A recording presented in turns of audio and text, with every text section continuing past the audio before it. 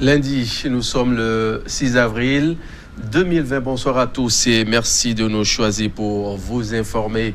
Dans Décryptage ce soir, nous allons parler Mali, négociations en cours pour obtenir la libération de l'opposant Soumaïla Cissé. Pour aller au fond du sujet, nous avons notre éditorialiste Maison Mamadou.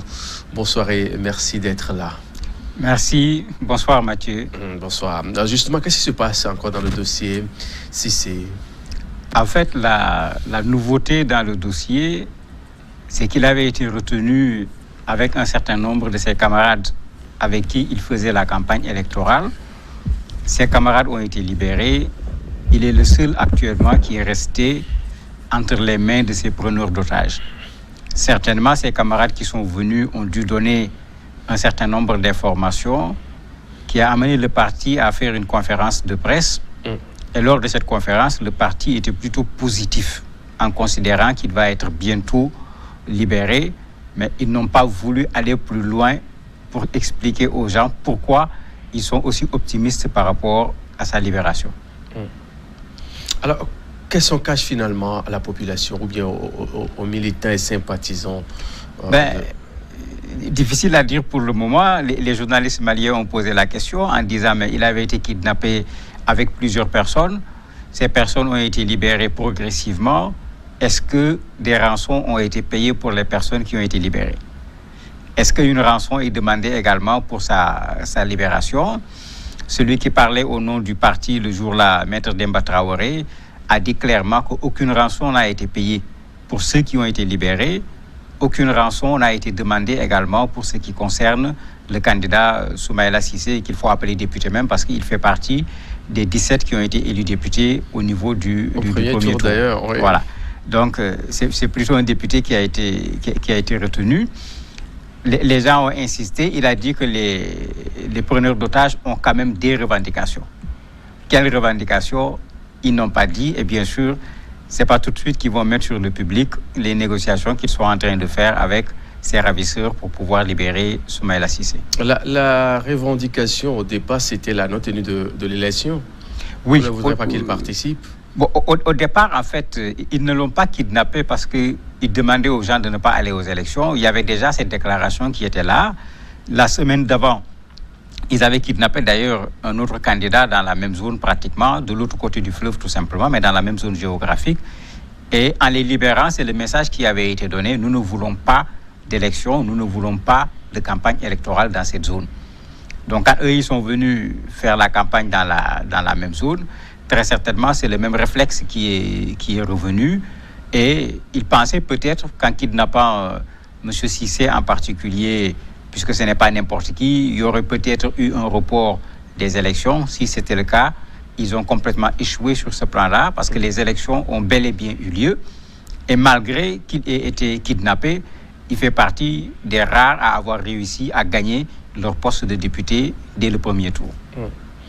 Alors, comment peut-on comprendre la position de l'État, sinon du gouvernement, face à cette situation, quand on sait que c'est un leader de l'opposition qui est, bien sûr, kidnappé, il y a un silence autour, et puis pour la négociation, on ne sent pas vraiment un engagement du côté du pouvoir en place. Bon, pourtant, le pouvoir s'y est mis. De la même façon que le parti URD, le parti du candidat Soumaïla Cissé, a mis en place une cellule de crise dirigée par Maître Traoré, dont je parlais tout à l'heure. L'État également a fait la même chose. Et dans les négociations de l'État, il y a un élu de la zone qui est au devant. Ils n'ont pas accepté de dire de qui il s'agit exactement, mais l'État malien également est en train de faire les pieds et les mains pour pouvoir obtenir la libération de Soumaïla Cissé, puisque l'État n'a pratiquement pas le choix, puisque l'État a une part de responsabilité. Quand les gens avaient demandé qu'on reporte les élections, l'État avait refusé. Et si l'État avait reporté les élections, ce kidnapping n'aurait certainement pas eu lieu. Je ne crois pas que M. Cissé serait parti dans cette zone pour faire campagne pour une élection qui n'existe pas. Donc il y en a certains qui se fondent sur ça pour dire que la responsabilité de l'État est engagée. Il faut que l'État prenne ses responsabilités. Maintenant, puisqu'on parle de négociations, puisqu'on parle de revendications, je ne crois pas que les revendications de ceux qui ont kidnappé M. Cissé sont des revendications adressées à l'URD, le parti de M. Soumaïla Cissé. Certainement, ça va être des revendications adressées à l'État malien.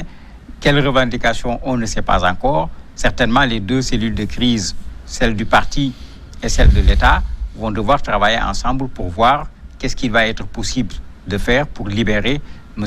Cissé. Quand on sait que le Mali est confronté aussi à cette crise sanitaire, est-ce qu'on peut avoir gain de cause dans les jours qui viennent? Il faut surtout souhaiter qu'il y ait gain de cause avant que les choses ne se compliquent davantage. Parce que c'est vrai que quand le Premier ministre malien disait avec Covid-19 ou pas, on va faire les élections, il n'y avait pas de cas. Aujourd'hui, ils ont plus de 20 cas. Ce qui veut dire qu'entre-temps, les choses, comme dans tous les pays, ont commencé à progresser et assez rapidement. C'est pourquoi il faut souhaiter qu'il puisse retrouver sa liberté, ce qui lui permettra au moins de pouvoir prendre lui-même ses précautions par rapport à cette maladie. Je ne suis pas sûr que là où il a été kidnappé, toutes les conditions vont être réunies pour que les comportements barrières dont on parle, que ces comportements puissent être la règle pour éviter qu'en plus du fait qu'il soit kidnappé présentement, qu'il puisse d'une façon ou d'une autre ramasser ce virus qui est en train aujourd'hui d'inquiéter le monde entier. Ça crée malheureusement un autre front pour l'État malien, puisque Covid-19 est déjà un front et à la limite c'est un front suffisant, surtout pour nos États.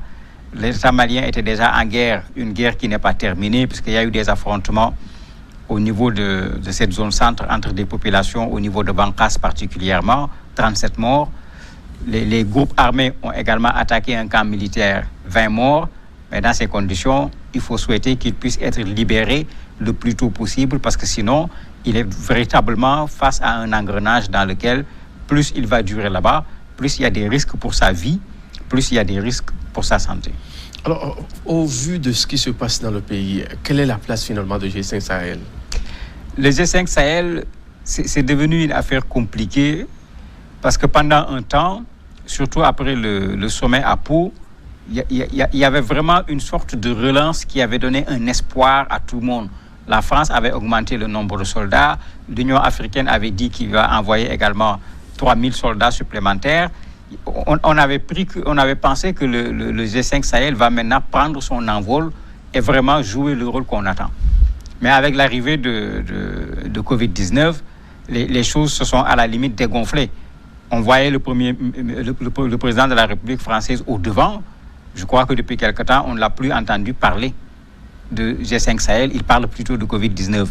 Il y a le président nigérien également qui menait un véritable leadership dans cette lutte contre les mouvements terroristes dans la sous-région.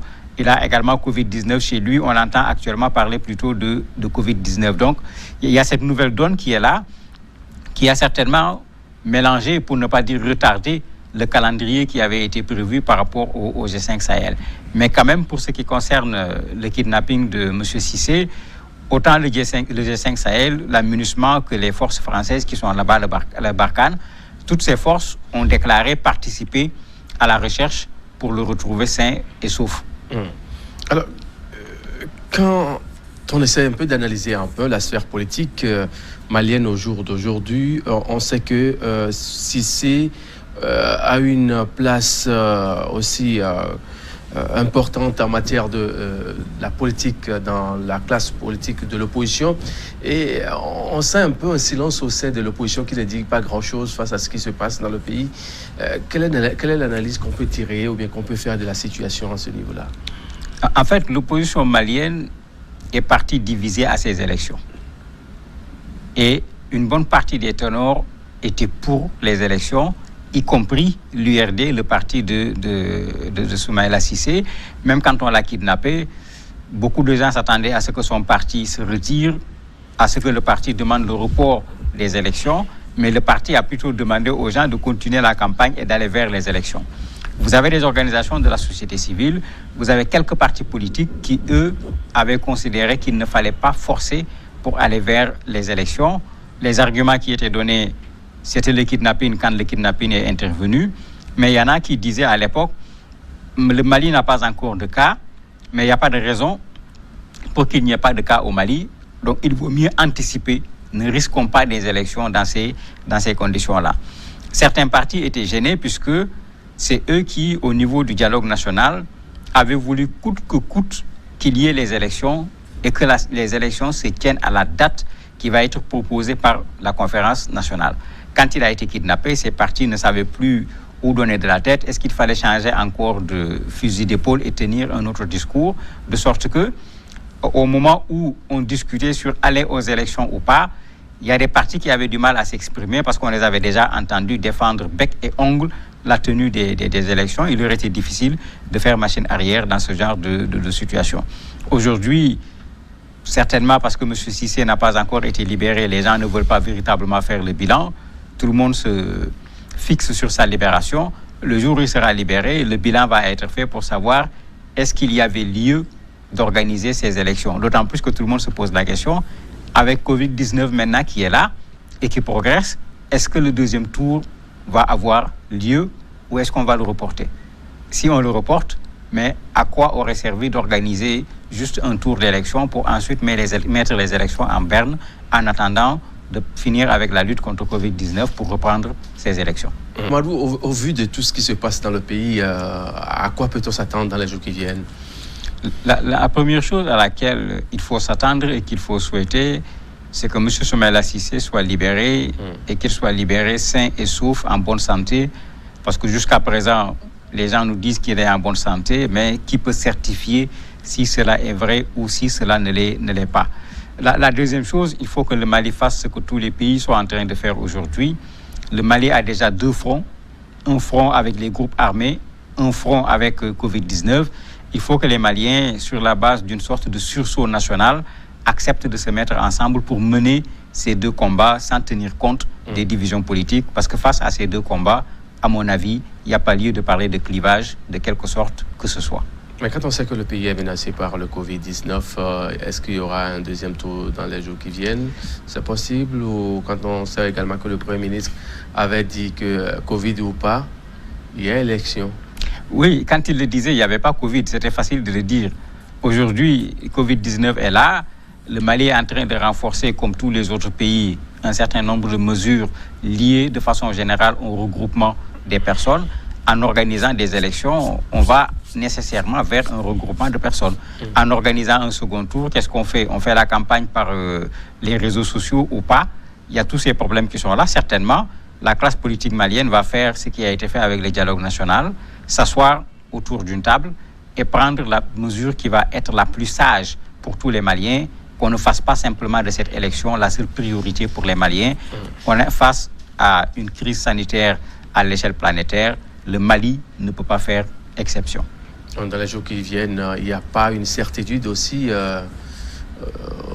aussi a dit en matière de cette élection, du deuxième tour de cette élection législative? Il n'y a aucune certitude, puisque pour le moment, comme j'ai dit, tout le monde est fixé sur la libération de Soumaïla Cissé. Et le Covid aussi. À la limite, personne ne parle de second tour. On pourrait interpréter ça comme le fait que la situation actuelle ne s'y prête pas. Si les gens n'en parlent pas, c'est qu'on va certainement, après la libération de Soumaïla, faire ce que la France a fait, reporter le second tour des élections en attendant de gagner la bataille contre le Covid-19. Mamadou, merci pour les explications. C'est moi qui vous remercie. Monsieur, nous allons devoir marquer une pause. On se retrouve dans un instant dans la partie invitée.